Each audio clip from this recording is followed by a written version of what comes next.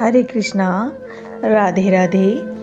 हम सभी साधक वैदेही की आत्मकथा श्रवण कर रहे हैं। भाग 155 गतांग से आगे। मैं वैदेही।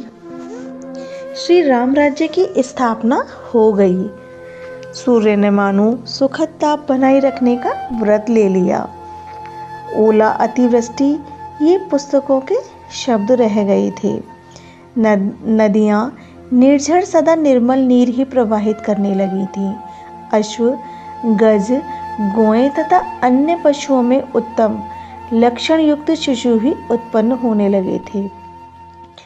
पर्वतों ने स्वर्ण, चांदी, ताम्रादि धातुएं देने शुरू कर दिए। समुद्र की तरंगें, मुक्तामणि, माणिक्य, मोती, ये सब ढेर के ढेर किनारों पर लाकर रख देते थे। मनुष्यों का मन अत्यंत निर्मल रहने लगा था। चोरी, झूठ, हिंसा, ये सब बीती बातें हो गई थीं। मैं क्या कहूँ, संपूर्ण पृथ्वी ही तपोवन के समान शुद्ध सत्व से परिपूर्ण हो रही थी। मनुष्य स्वस्थ, उसका शरीर सुपुष्ट सुंदर रहने वाला था। स्त्री पुरुष का जीवन पवित्र था।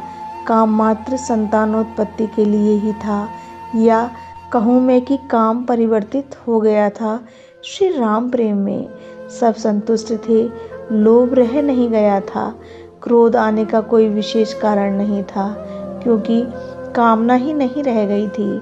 कुल मिलाकर मैं वैदेही यही लिखती हूँ कि श्री राम राज्य में संपूर्ण पृथ्वी के प्राणी सत्वनिष्ठ थे। सुखी, संपन्न और सहज सद्गुण उनमें दिखाई देते थे। मेरे श्री राम सबका ख्याल रखते। उनकी दृष्टि में सब एक ही राजा थे। वो राजा थे और बाकी सब उनकी प्रजा थी। मेरे श्री राम एक राजा ही बन गए थे, महान राजा, प्रजा वत्सल राजा। उनका निज जीवन जैसा कुछ रह नहीं गया था। उनके लिए अब प्रजा ही सबसे प्यारी थी। कहूँ तो उनका परिवार विस्तृत हो गया था। उस परिवार में सब थे, संपूर्ण पृथ्वी के प्राणी, चक्रवर्ती सम्राट जो थे मेरे श्री राम। आज विदाई की बेला थी। सबको कुछ न कुछ उपहार देकर मेरे श्री राम विदा कर रहे थे। सबसे पहला उपहार तो निषाद राज गुह को दिया। वो आंखों से नीर बहाते रहे, मना करते रहे, पर मेरे श्री राम कहाँ मानने वाले थे। वो सुंदर पोशाक स्वयं अपने हाथों से पहनाया था निषाद राज को।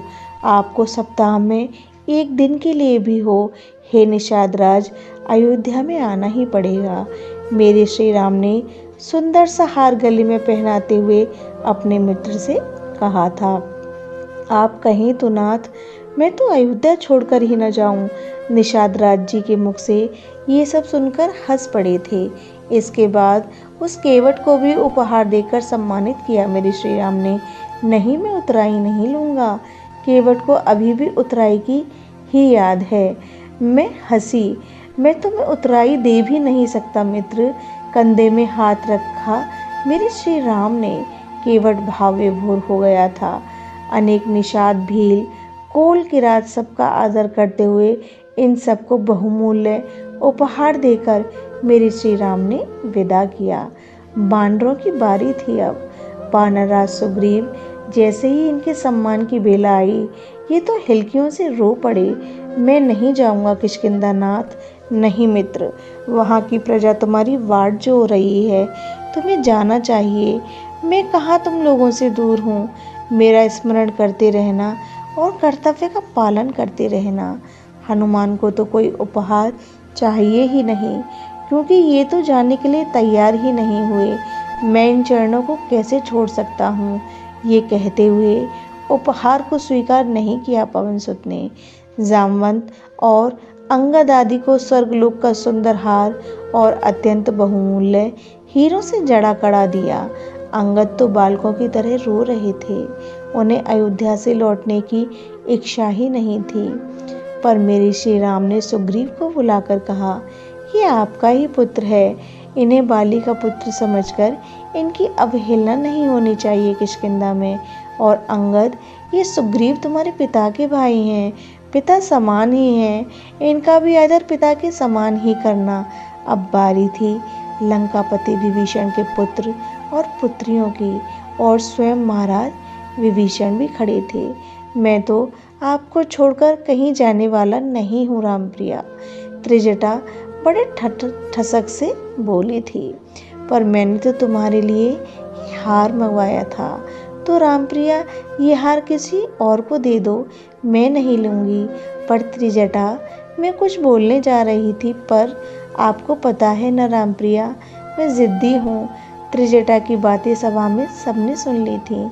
मैंने ही कहा, नाथ ये यहीं रहेगी। मेरे श्री राम मुस्कुराए और उन्होंने स्वीकृति दे दी। त्रिजटा उछल पड़ी थी खुशी के मारे। आपका पुत्र मत्र गजेंद्र कहाँ है विभीषण जी? वो अयोध्या नहीं छोड़ेगा। मेरे ये दोनों पुत्र और पुत्री को आप ही संभालिए नाथ। विभीषण ने हाथ जोड़कर प्रार्थना की। कुछ देर विचार कर मेरे श्री राम ने कहा, अयोध्या धाम का मैं तुम्हारे पुत्र मत्र गजेंद्र को कोतवाल बनाता हूँ।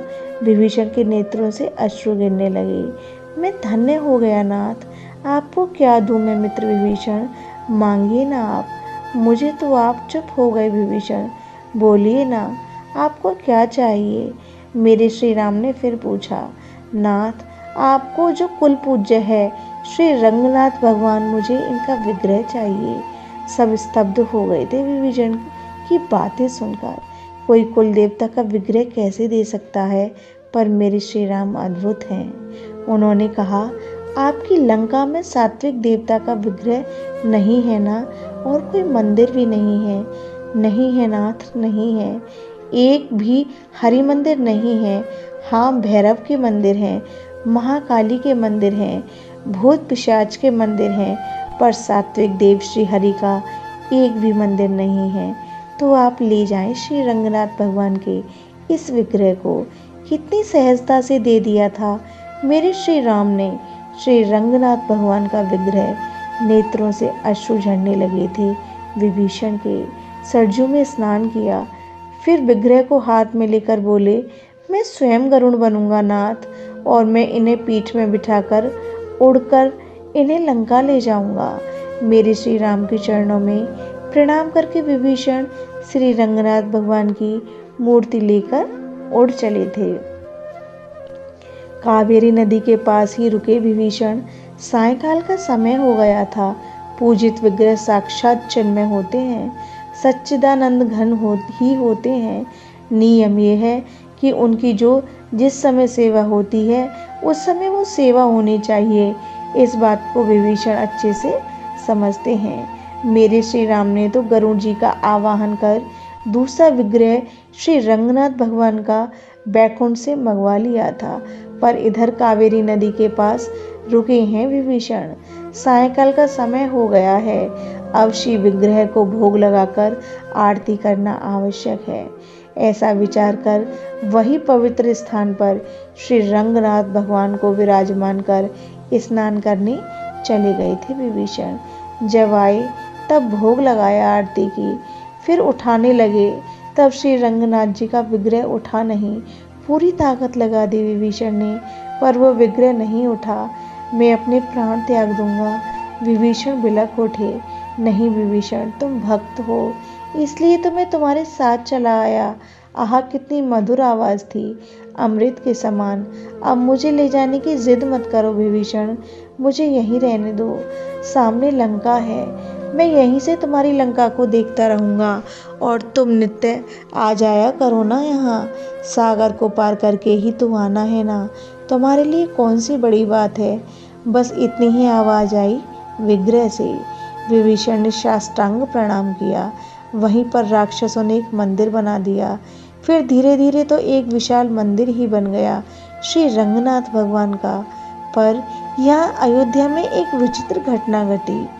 मैं उसे कल लिखूंगी, पर एक बात कह दूं, मेरे श्री राम ने विभीषण के पुत्र मत्त गजेंद्र को अयोध्या का कोतवाल बनाया, तो मैंने भी विभीषण की पुत्री त्रिजटा को अपने जनकपुर का कोतवाल बनाया।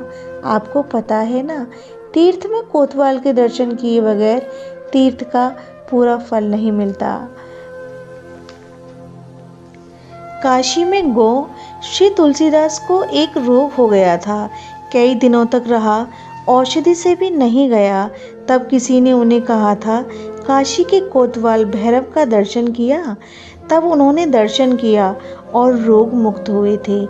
ये सत्य घटना है। हर तीर्थ के अपने कोतवाल होते हैं और तीर्थयात्री को उनके दर्शन करने ही चाहिए। नहीं कर सके तो अपनी साधना, जप तप या दान का कुछ हिस्सा संकल्प करके उनको दे देना चाहिए। हमारे वृंदावन के कोतवाल हैं श्री गोपेश्वर महादेव। यह प्रसंग अब यहीं विश्राम लेता है। हरे कृष्णा, राधे राधे।